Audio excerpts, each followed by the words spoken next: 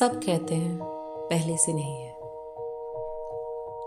वो मेरा चिड़ियों सा चहचहाना, कोयल सा गुनगुनाना, बात बात कभी बिना बात बस हर बात पे मुस्कुराना, सब कहते हैं पहले सा नहीं है। वो आजाद पंछी से हवा में उड़ते मेरे बाल, वो हर छोटी सी चीज में खुश होने वाली चाल, वो बात बात पर फिर से निकालने वाली नई बात, सब कहते हैं पहले सा नहीं है। वो महफिल को शीशे में उतारने का अंदाज, वो मेरी हसीन शायरी का मिजाज, वो आत्मविश्वास से भरे मेरे चेहरे का नाज, सब कहते हैं पहले सा नहीं है। नमस्कार और स्वागत है मदरहुड अनफिल्टर के तीसरे एपिसोड में। मैं हूं आपकी होस्ट प्रियंका थपलियाल और सबसे पहले मैं अपने सारे श्रोताओं को हार्दिक धन्यवाद करना चाहती हूं जिन्होंने इस पॉडकास्ट को सुना। यदि करोड़ों माँओं में से एक माँ को भी इससे लाभ होता है तो मुझे लगेगा कि इस पॉडकास्ट का उद्देश्य संपन्न हुआ। आज के इस एपिसोड में हम बात करेंगे पोस्टपार्टम डिप्रेशन के रिस्क फैक्टर के बारे में। तो दोस्तों, हर माँ की जर्नी अलग होती है, लेकिन कुछ स्पेसिफिक फैक्टर होते हैं जो किसी को पोस्टपार्टम डिप्रेशन के लिए ज़्यादा वनरेबल बना सकते हैं। इस टॉपिक पर अवेयरनेस होना बहुत ज़रूरी है ताकि हम इस कंडीशन को पहले से ही समझकर टैकल कर सकें। तो चलिए समझते हैं कि कौन से रिस्क फैक्टर हैं जो पोस्टपार्टम डिप्रेशन को ट्रिगर करते हैं और हमें क्या करना चाहिए इन्हें अवॉइड करने के लिए। तो सबसे पहली चीज़ जो है वो होती है इंडिविजुअल पर्सन की personal history and genetic factors.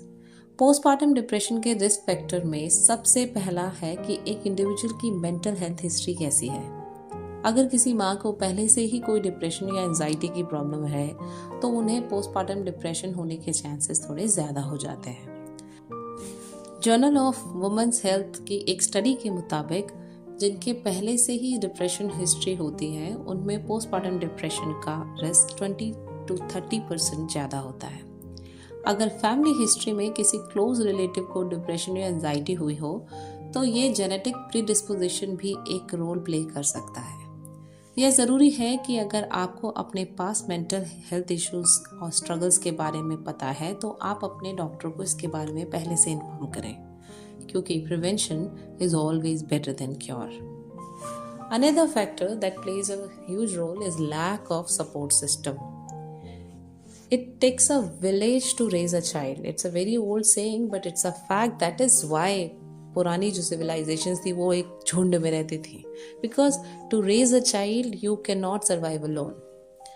एक स्ट्रॉन्ग सपोर्ट सिस्टम हर माँ के लिए ज़रूरी है, लेकिन अगर सपोर्ट की कमी हो, चाहे वो इमोशनल हो या फिजिकल हो, ये पोस्टपार्टम डिप्रेशन को एक बड़ा ट्रिगर बना सकता है। वैसे तो एक माँ ने अपना एक्सपीरियंस मेरे साथ शेयर किया, पर मुझे लगता है कि आजकल सभी का एक्सपीरियंस हो चुका है, क्योंकि न्यूक्लियर फैमिली की वजह से they have to live alone. None of the side of the family could join them, and the woman had faced a huge depression because she was not able to handle the situations. And then later on, the woman had taken help of a Naini. उन्होंने एक नैनी को रखा, उन्होंने help लिया, अपने दोस्तों से help लिया। She has spoken up with her partner and then she realise कि इट इज हेल्पिंग। हेल्प लेना इज ऑलवेज हेल्पफुल। उन्होंने बताया कि उन्हें पीपीडी के सिम्टम्स को काफ़ी सीवियर तरीके से फेस किया, क्योंकि उनका अपने पार्टनर और फ्रेंड के साथ भी इमोशनल कनेक्ट कम हो गया था। तो it is very common when you are stressed out with everything, तो आपका अपने पार्टनर से कनेक्शन भी कम हो जाता है। आप जनरली किसी और से भी बात करना पसंद नहीं करते। वर्ल्ड हेल्थ ऑर्गेनाइजेशन के मुताबिक जो मदर्स अपने पोस्टपार्टम फेज में आइसोलेटेड फील करते हैं उनमें पीपीडी का रिस्क 40% तक बढ़ जाता है। एक रिसर्च ने ये भी दिखाया है कि सपोर्टिव पार्टनर होने से पोस्टपार्टम डिप्रेशन का रिस्क सिग्निफिकेंटली रिड्यूस हो जाता है। तो अगर आप एक नए पेरेंट हैं तो अपने क्लोज वन के साथ कम्युनिकेशन ज़रूरी रखें और हेल्प मांगें। हेल्प मांगना कोई वीकनेस नहीं है। It is the only solution. When you ask for help then you feel loved and connected with people. Delivery के बाद का recovery phase emotionally and physically दोनों ही बहुत स्ट्रेसफुल होता है। अगर प्रेगनेंसी और डिलीवरी के दौरान कोई कॉम्प्लिकेशन हुई है, जैसे कोई सी सेक्शन या प्री टर्म डिलीवरी, ये भी एक फैक्टर बन जाता है पीपीडी के लिए। Center for disease control and prevention के मुताबिक जो mothers high risk pregnancies face करती हैं उनमें पोस्टमार्टम डिप्रेशन का रिस्क 30% से ज़्यादा होता है। And as I have already told in my previous episode that sleep deprivation is also a major factor. जो मदर्स 4 घंटे से कम सोते हैं उनमें पोस्टमार्टम डिप्रेशन का रिस्क ट्वाइस हो जाता है। मदर्स के लिए सेल्फ केयर करना बहुत ज़रूरी है। प्रॉपर स्लीप, न्यूट्रिशियस डाइट और फिजिकल रिकवरी के लिए टाइम लेना बहुत ज़रूरी है।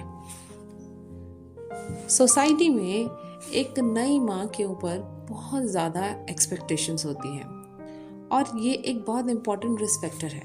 High expectation from one self. नई माँ को लगता है कि वो हर काम परफेक्ट करे और खुद करे, बॉडी को सही से हैंडल करे, घर को सब अच्छे से मैनेज करे, अपने करियर को भी बैलेंस करे। ये अनरियलिस्टिक सी एक्सपेक्टेशन पोस्टमार्टम डिप्रेशन को बढ़ाने में काफ़ी बड़ा रीज़न है। सेल्फ केयर करना बहुत ज़रूरी है, लेकिन अक्सर नई माँ अपने लिए समय नहीं निकाल पाती है। जब एक माँ खुद को ध्यान नहीं देती है तो ये मेंटल एग्जॉशन और इमोशनल बर्नआउट का कारण बन जाता है।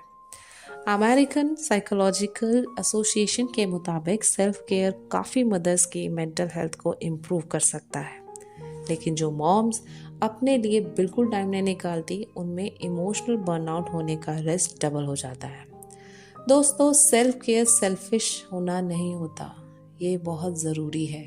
अगर आप खुद मेंटली और फिजिकली हेल्दी रहेंगे तो आप अपनी बेबी और अपनी फैमिली को भी अच्छी तरीके से मैनेज कर सकते हैं। तो दोस्तों, आज के इस एपिसोड में हमने पोस्टमार्टम डिप्रेशन के की रिस्क फैक्टर्स को समझा।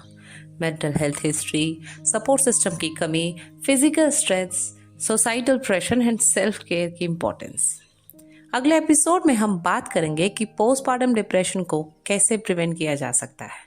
प्रिवेंशन के सिंपल और इफेक्टिव स्टेप्स का डिस्कशन करेंगे जो कि हर माँ के लिए यूजफुल होंगे। तब तक के लिए अपने लव्ड वन के साथ अपने कम्युनिकेशन को ओपन रखिए और अपनी सेल्फ केयर को प्रायोरिटी दीजिए। आप एक अमेजिंग माँ हैं और ये जर्नी आपकी है।